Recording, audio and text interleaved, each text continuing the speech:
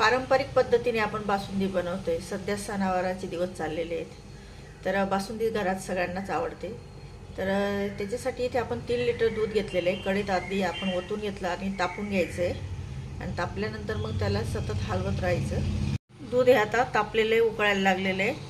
तर चमच्याच्या साहाय्याने सतत हलवत राहायचं, आजूबाजूच्या काठ वगैरे सगळं. आणि हा चमचा त्याच्यातच ठेवायचा म्हणजे दूध ओतू जात नाही. मीडियम गॅसवर आणि सतत हलवत राहायचं. हे आपण पारंपरिक पद्धतीने बासुंदी करतो. याच्यात काही घट्ट होण्यासाठी आपण टाकणार नाही आहोत. याच्यासाठी इथे आपण म्हशीचं दूध घेतलेलं आहे, घट्ट दूध 3 लिटर.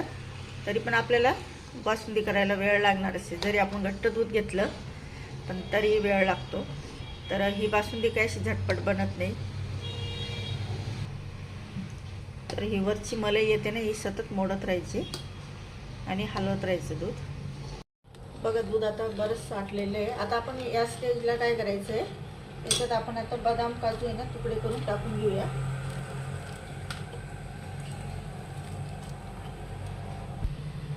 नंतर चारोळी पण टाकून घेऊया, किशमिश. तर मिक्स करून घेऊया. तरी अजून आपल्याला बासुंदी बनायला वेळ लागणार आहे, अर्धा पाऊण तास तरी. आता साखर टाकून घेऊया. एक स्टीलची वाटी आपण ही या साईजची घेतलेली आहे, तेवढी साखर टाकून घेतली. तुम्हाला जास्त गोड हवा असेल त्याच्यानुसार तुम्ही टाका, किंवा कमी गोड हवा असेल त्याच्यानुसार टाका.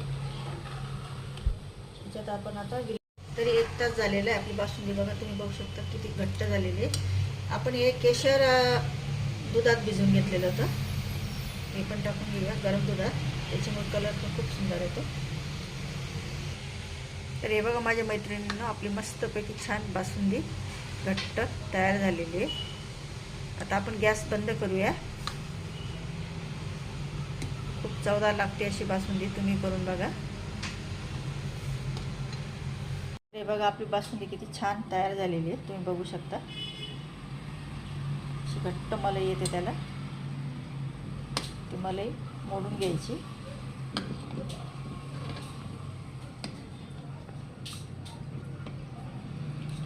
पुरी सोबत काय लागते, हा हा, मला तर फार आवडते.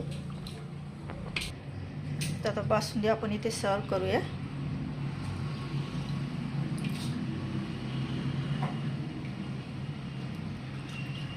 बघू शकता अगदी मस्त रबडीदार बासुंदी तयार झालेली आहे.